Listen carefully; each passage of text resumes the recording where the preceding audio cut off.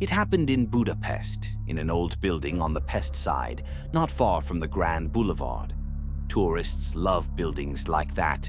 Dark archways, peeling stucco, iron railings, tall windows. By day, they look elegant. At night, something else appears, damp in the walls, the echo of empty staircases, corridors that seem too long, and the feeling that the building remembers everyone who ever lived there. István rented an apartment there almost immediately after seeing the listing. The price was suspiciously low. For the center of Budapest, it was absurdly cheap. The landlady explained it simply. The apartment was old, the renovation outdated, the building noisy and cold in winter. That was fine with István. After a hard divorce, he needed something cheap and private. The apartment was long and awkward. A narrow corridor, a tiny kitchen, a bedroom facing an inner courtyard, an old wardrobe, creaking floors. But one wall in the hallway bothered him most. The wallpaper there was uneven. Beneath it, he could make out the outline of a narrow doorway from floor to ceiling. When he knocked on that spot, the sound was dull. Nearby, it was hollow, as if there were empty space behind the wall. What used to be here? He asked the landlady. She didn't even look at the wall. An old built-in cupboard. It was sealed a long time ago. Sealed with wallpaper. In old apartments, people do stranger things, she said. I wouldn't advise picking at the walls. The building is old. She answered too quickly. At first, the apartment just felt unpleasant. At night, the pipes knocked. Furniture scraped upstairs. Doors slammed in the stairwell. But then came sounds the building itself could not explain.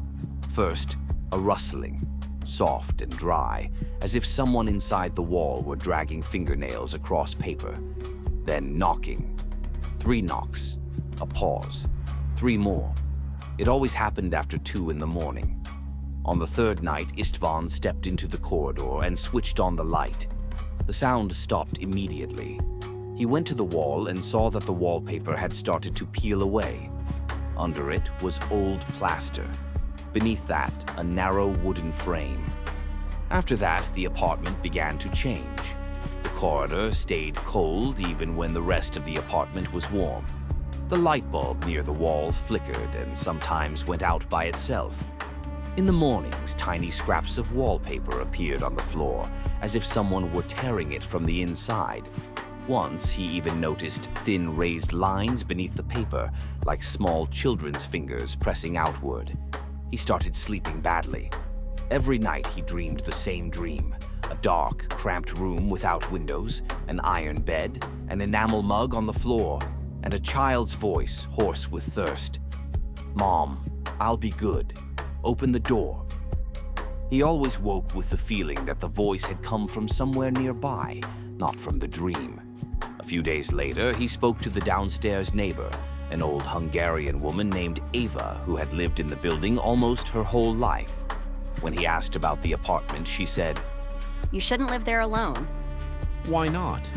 Because it likes lonely people. Then she told him the story. In the late 60s, a family had lived there, a father, a mother, and a little boy around 6. The father left for another woman and sent almost no money. The mother began to change, first nervous, then cruel. She screamed at the child so loudly the whole floor could hear. Later, she began telling neighbors the boy had brought misfortune into the house, that everything had gone wrong since he was born, that her husband stopped loving her because of him, that the child looked at her the wrong way, and that someone always seemed to stand beside him in the apartment. People thought she was losing her mind from poverty and abandonment. Then the boy disappeared. She told everyone the father had taken him away. No one asked questions. A month later, she hanged herself in the bathroom. The police came, searched the apartment, wrote their report, and found nothing unusual. The child was assumed to be gone. The father was never found. That should have been the end of it.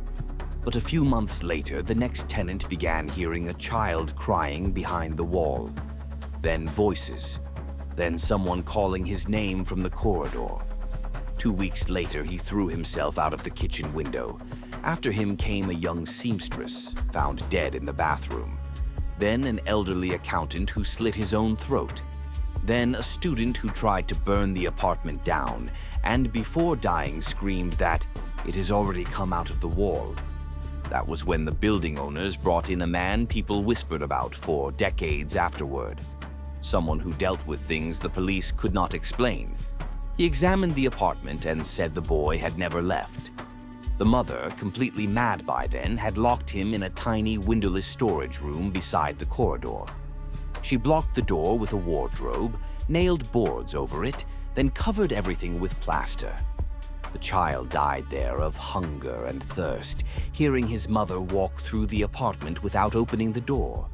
But the worst part came before that. For weeks, she told him that everything was his fault, that his father had left because of him, that all misfortune came with him, that he should never have been born. So the child died not only in fear, but believing he really was cursed. The man said what remained in the wall was not the child's soul. It was something born from his final days, hunger, fear, resentment, and hatred too strong for an ordinary death.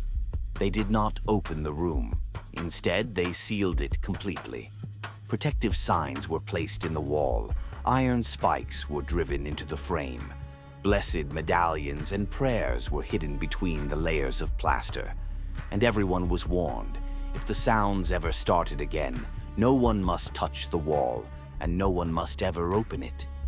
It can't come out by itself. Eva said. It needs someone to let it out. Then why did the others die? István asked. Eva was silent for a long time. Then she said, Because it does to the mind what hunger did to it. That sentence stayed with him.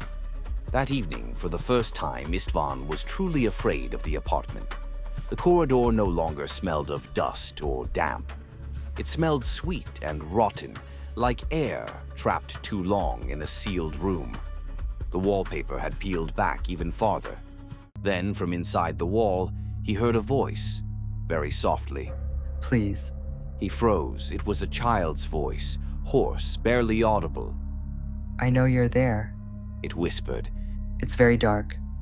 He stepped back. That night, he sat in the kitchen with the light on. Near dawn, he heard small, bare footsteps moving down the corridor. They stopped outside the kitchen. Then the child's voice said from behind the door, She was afraid to open it at first, too. In the morning, he called the landlady. Her number was disconnected. He tried to leave and stay with a friend, but on the staircase, he was suddenly overcome by suffocating panic. He heard a crying child right beside his ear and somehow knew if he left now, the voice would follow him. He ran back upstairs. By evening, he made his decision. He would open the wall and end it. That was probably exactly what it wanted. He bought tools, tore off the wallpaper, smashed through the plaster, and uncovered old boards nailed across a doorway. Rusted iron spikes had been driven between them, and in the cracks were dark scraps of paper covered in faded writing.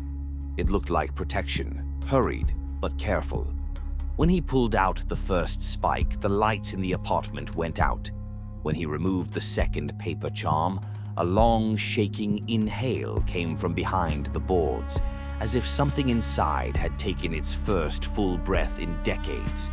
He should have stopped, but by then he was obsessed with one thought, that behind the wall was not evil, only a tortured child abandoned by everyone, that all the deaths had been a mistake, that he only had to open the door. He tore away the last board. There was a door behind it, low, child-sized, once painted white. Deep scratches ran down the wood from top to bottom. He pushed it open.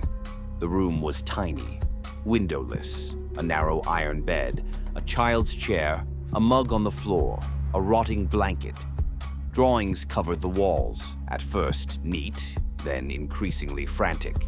On many of them, the same word was written again and again, hungry, and on the bed lay what had once been a little boy, small, dried out, skin stretched over bone.